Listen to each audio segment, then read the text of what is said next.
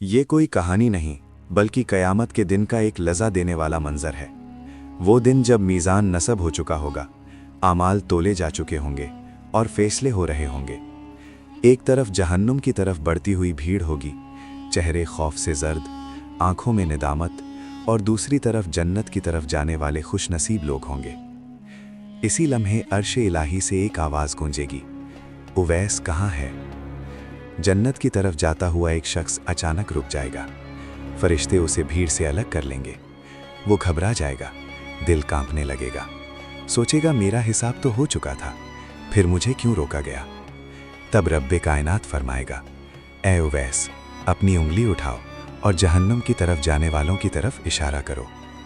उवैस कांपते हुए हाथ से उन लोगों की तरफ इशारा करेगा।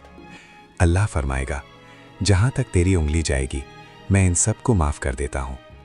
सब हैरान रह जाएंगे। फरिश्ते भी अर्ज़ करेंगे, या अल्लाह, इस बंदे ने ऐसा क्या किया कि तू इतने गुनहगारों को बख्श रहा है? अल्लाह ताला फरमाएगा, ये वो बंदा है जिसने अपनी माँ की ऐसी खिदमत की कि मैं इससे राज़ी हो गया, और जब मैं राज़ी हो जाता हूँ तो मेरा फ़ैसला बदल जाता है।